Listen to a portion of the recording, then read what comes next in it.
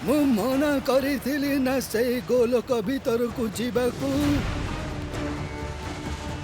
काहेकि अजा से गोलक भीतर को गले कौन हबो? सेई औषध वर्षार पानी गोटे बुंदा सुस्थ मनीषर शरीर रे लागिले सर्वनाश होई जीव। चली आस।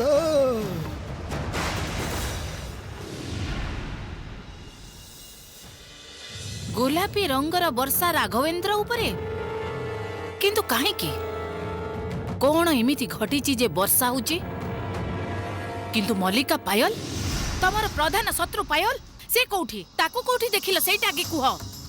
ताकू तो देखि परिलिनी तेबे किंतु राघव को एई अवस्था रे देखि उत्तेजनारे तो मु पायल को पूरा पूरी भूली जाइथिली।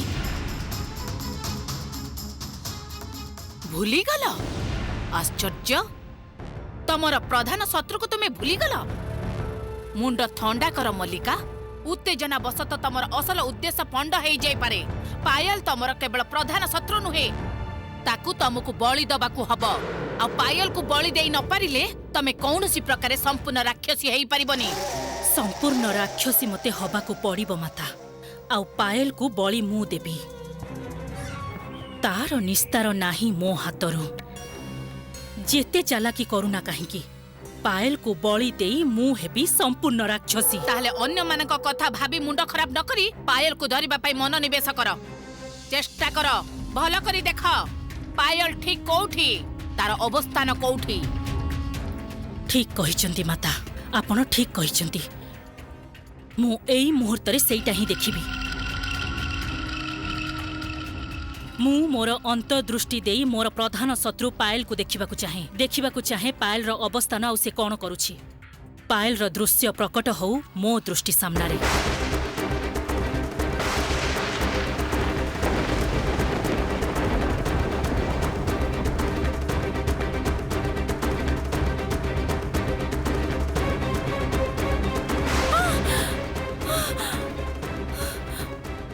जेजे जेजे तमर जेजे मो जेजे तमर जेजे कौन करूछंती सेठी? माता से कला लुगारे घोड़ी हेइथिबा छाया मूर्ति आउ केही नुहंती। मो जेजे मो प्रधान शत्रु पायल और राघवेंद्र को साहाय्य करूछंती। मो जेजे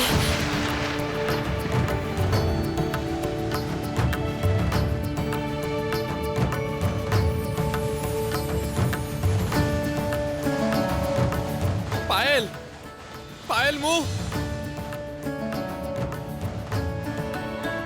पायल पायल मु मो हाथ उठे पारुची। मु मोर हाथ उठे पारुची, हलै पारुची, छुई पारुची।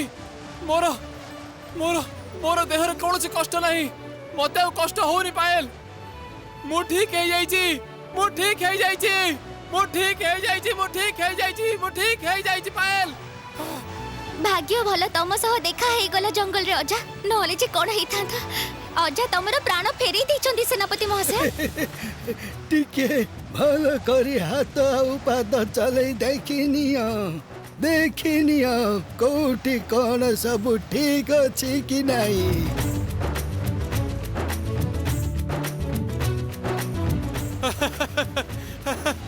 ना अजा किछि नहीं, मो देह रे खंडिया दर्द किछि नहीं, किछि क्रांति नहीं। ए देखो अजा मु उठबस होउची। ए देखो देखो देखो देखो मु केमिति उठबस होउची। ए देखो केमिति गडुची,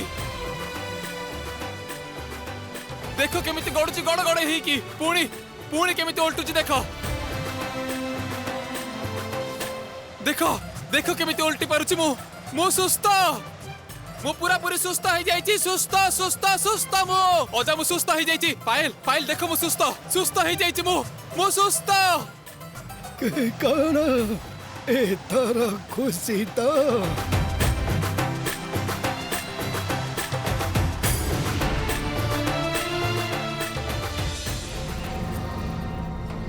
कौन कहूछ मल्लिका? राघव और पायल एते दूर रे जाई पहुंची जाइछंती? केवल पहुंची जाइछंती ताहा नुहे, से माने मो जेजे को भी हाथ करी नहीं छंती। कौन कहूछ? कौन राक्षस राज्य मते एई मुहूर्त पहुंचवा हब कारण मोर मन कहूची सेठी बड़ किछि गोटे घटना घटिछि। बड़ घटना तो अवश्य घटिछि मल्लिका, नहले राक्षस मानकर एमिति आचरण किछि खबर भी नहीं। राक्षस माने भी कहीं एपर्यंत सूर्यनगर को फेरी आसी नाहांती। जहा या आगरु केबे भी घटिनी, बारंबार डाकिबा परे भी केही उत्तर दौनाहांती। भयंकर किछि गोटे घटना न घटिले एमिति किछि हबा कथा नुहे। मोर आउ गोटे मुहूर्त भी अपेक्षा कले चलिबनी। विदाय दियो मते तमे मानी, विदाय दियो। ठीक अछि, जाओ मल्लिका, किंतु मुंड ठंडा रख। आजिकाली तमे कथा कथारे तम मुंडटा गरम कर दउछ। सुरेंद्र किंतु ठीक कथा कहउचंती मल्लिका, मुंड गरम कले चलिबनी। एथर किंतु मुंड ठंडा रखिबाकू हबो। आ मने रखिबाकू हबो, तमर शत्रु माने किंतु तमठु बेसी बुद्धिमान। तमर सेई जादू शक्ति आ शारीरिक शक्ति सहित एथर बुद्धिर खेल खेलिबाकू हबो। कौनसी भूल भाल कले चलिबनी मल्लिका। ठीक कहचंती पंचमाता, शत्रु को केबे दुर्बल भाबिले चलिबनी। जे दीर्घ दुर्गम अंचल पार हो जाई राक्षस राज्य रे पहुंची जाई पारे, आउ तमर जे को जी हाथ मुठारे करि नै पारे समाने सब किछि पारिबे। सेमान को दुर्बल भाबिले चलिबनी।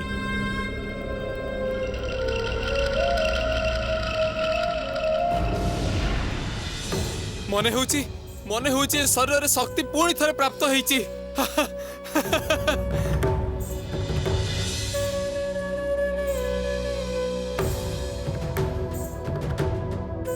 शरीर रे कौनसी जंत्रणा नहीं। जंत्रणा तिले मात्र नहीं मो शरीर रे। मु बहुत खुशी होइछि अजा। तमे आज केवल सेनापति महाशय को न मो जीवन भी फेरे दीछ। तमर ए उपकार मो जीवन रे केबे भी भूलिबिनी।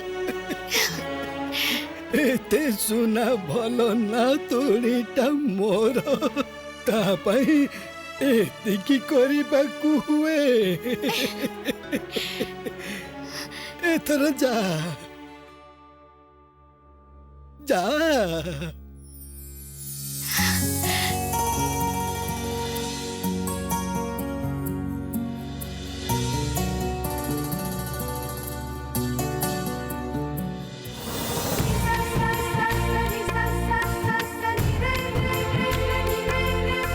सेनापति महाशय पायल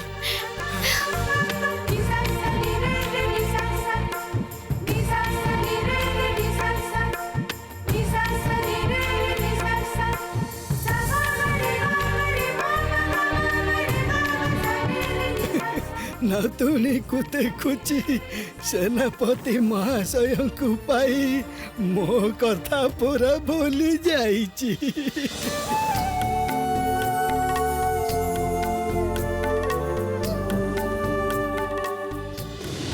संगठन आमको मजबूत करने को हब सुरेंद्र। महेंद्रर बाकी राणी मानी दीर्घ दिन है सेमानंकर बाप घर को बुलिबा को जाइछंती। समय हेलानी सेमानंकर फेरी आसीबार।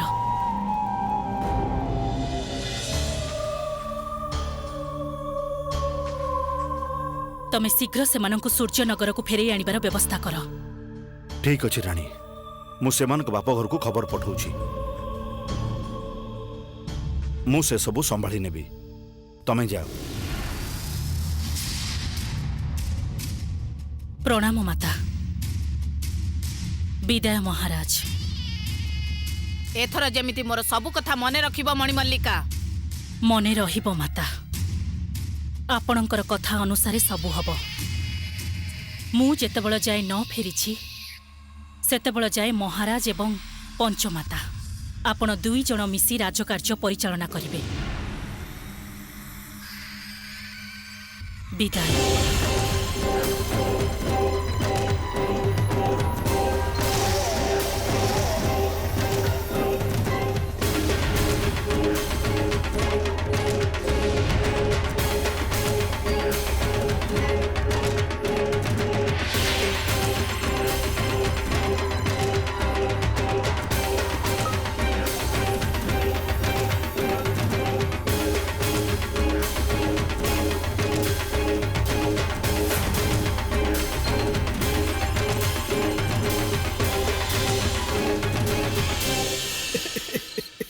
ଅନେକ ରାତି ଯେ ହେଇଗଲାଣି ନାତୁଣୀ, ମତେ ଯେ ଖୁବ୍ ଭୋକ ହେଲାଣି।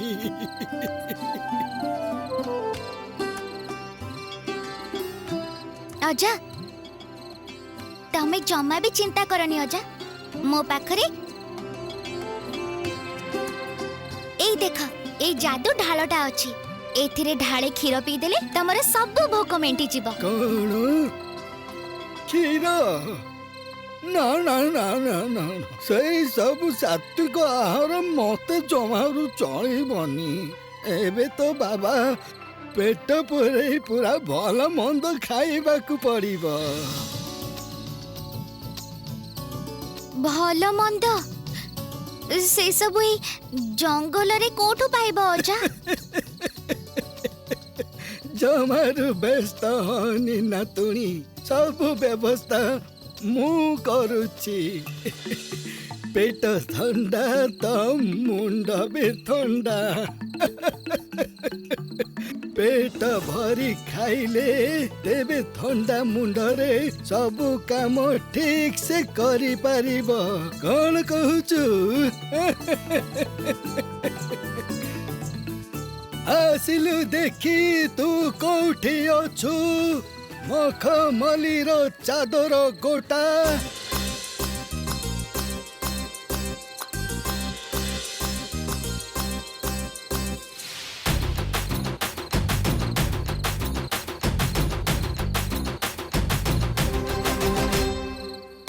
ଆସ୍ ଆସ୍ ପଲଉ ଆସ୍, ମଣ୍ଡା ମିଠେଇ କ୍ଷୀରି ଆସ୍।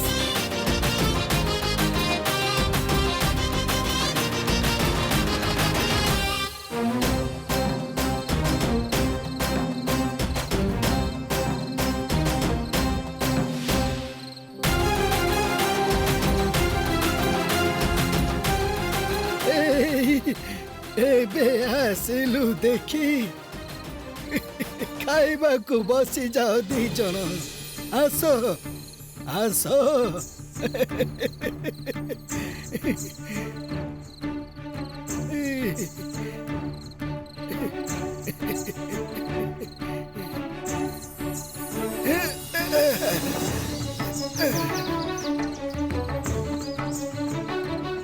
ହେଇରେ ଆମର ପ୍ରିୟ ପକ୍ଷୀ ବାଇ ଚଢ଼େଇ।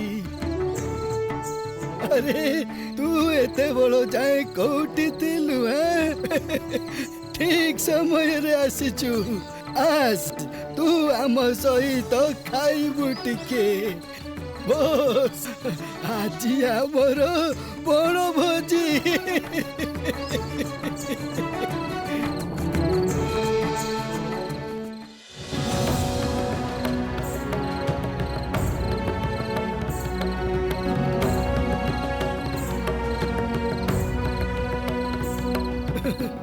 ତାପରେ ସେଇ ନିଆଁ ପାଚେରୀ ଭିତରୁ ବାହାରିଲୁ କେମିତି? ସେଇ ପାଚେରୀର ଫାଙ୍କ ପଟେ କେବଳ ମାତ୍ର ଜଣେ ହିଁ ଯାଇପାରିବ। ହଁ ଅଜା, ପାଏଲ ତ ଏକା ପାର ହବାକୁ ଜମାରୁ ରାଜି ହେଲେନି। କହିଲେ ମରିବାକୁ ହେଲେ ଦି ଜଣ ଏକାଠି ମରିବା, ଆଉ ଯଦି ବଞ୍ଚିବା ତାହେଲେ ଏକାଠି ବଞ୍ଚିବା।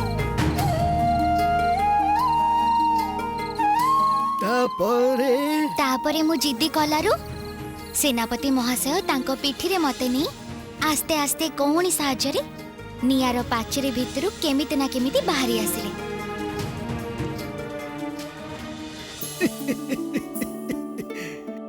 ବୁଦ୍ଧି ପାଇଁ ତମେ ମାନେ ବଞ୍ଚିକି ଫେରି ଆସି ପାରିଛ। ତାପରେ ତାପରେ ସେ ନୀଳ ପ୍ରାଚୀରର ପ୍ରକୃତ ଦରଜା ଖୋଲିଥିଲା ବେଳେ ଦେଖିଲୁ ସାମ୍ନାରେ ମହାକାଶ। ଭାବିଲୁ ବୋଧେ ପୃଥିବୀର ଶେଷ ପ୍ରାନ୍ତରେ ଆସି ପହଞ୍ଚିଗଲୁ ଆମେ। ମହାଶୂନ୍ୟ। ତାପରେ ସେଇ ମହାଶୂନ୍ୟ କେମିତି ପାର କଲ ତମେ?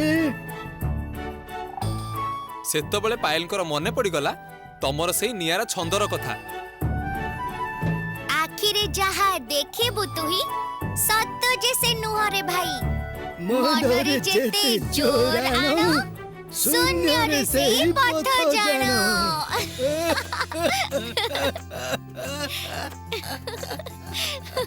ତୋର ତାହେଲେ ବୁଦ୍ଧି ଅଛି, ମାନିବାକୁ ପଡିବ, ନହେଲେ ଏଇ ଛନ୍ଦର ଉତ୍ତର ଖୋଜି ବାହାର କରିବା ଖୁବ୍ କଷ୍ଟକର ହେଇଥାଏ। ଚାଲ, ସେଇ ଚମ୍ପା ଭାଇ ସହିତ ତ ଦେଖା ହେଇଯାଇଛି, ଆଉ ଝାମେଲା ବଢାନି।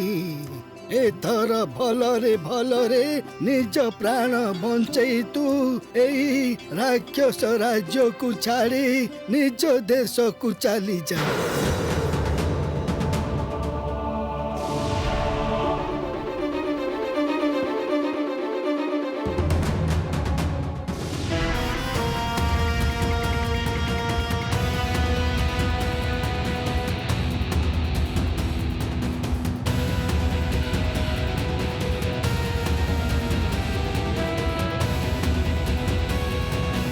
ଯେତେ ଶୀଘ୍ର ସମ୍ଭବ ମତେ ରାକ୍ଷସ ରାଜ୍ୟରେ ପହଞ୍ଚିବାକୁ ହବ। ମତେ ଜାଣିବାକୁ ହବ ସେଠି କଣ ଘଟିଛି। ପଞ୍ଚମାତାଙ୍କ କଥା ଅନୁସାରେ ଯଦି ସେଠାରେ କିଛି ଦୁର୍ଯୋଗ ଘଟିଥିବ ତାର ମୁକାବିଲା କରିବାକୁ ପଡିବ ମତେ। କିନ୍ତୁ କଣ ଘଟିଛି ସେ କଥା ତ ମୁଁ ବୁଝିପାରୁନି। କୌଣସି ରାକ୍ଷସ ମାନେ ଉତ୍ତର ଦଉନାହାନ୍ତି। ସନ୍ଧ୍ୟା ଆଗରୁ ନୀଳକୁଣ୍ଡରେ ସ୍ନାନ ସାରିବା ପରେ ସମସ୍ତେ ସୁସ୍ଥ ସବଳ ହେଇଯିବା କଥା।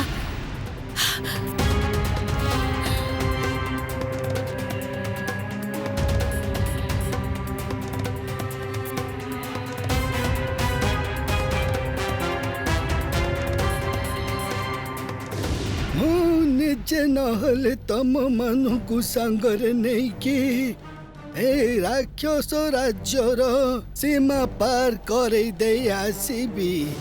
ନା ନା ଅଜା, ଇଏ କଣ କହୁଛ ତମେ? ଏହା ଅସମ୍ଭବ। ମୋ ଚମ୍ପା ଭାଇକୁ ସାଥିରେ ନ ନେଇ ଏ ରାକ୍ଷସ ରାଜ୍ୟ ଛାଡି ମୁଁ କୁଆଡେ ବି ଯିବିନି। ତୁ ଏକା ସେଇ ଶୁଖିଲା ଚମ୍ପା ଫୁଲକୁ ସାଙ୍ଗରେ ନେଇଗଲେ କି ଲାଭ ହବ ତୋର?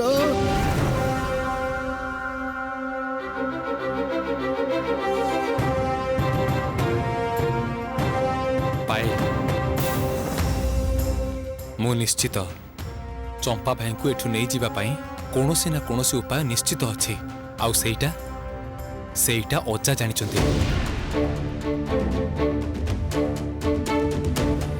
କୁହ ଅଜା, ମୋ ଚମ୍ପା ଭାଇଙ୍କୁ ସଜୀବ ଅବସ୍ଥାରେ ଏଠୁ ନେଇଯିବାର ଉପାୟ କଣ?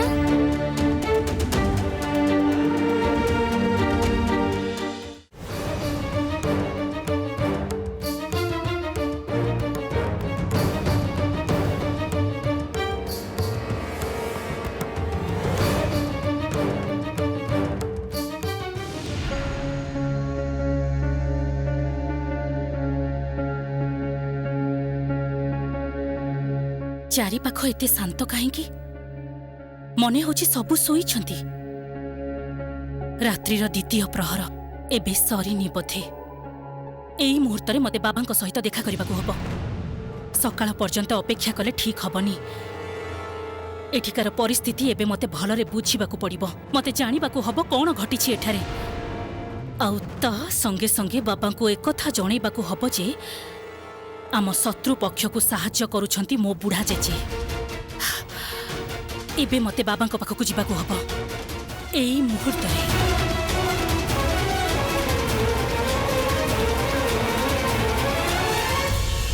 କଣ ହେଲା ଅଜା, କୁହ ମତେ। କଣ କହିବି କହିଲୁ ନାତୁଣୀ ମା?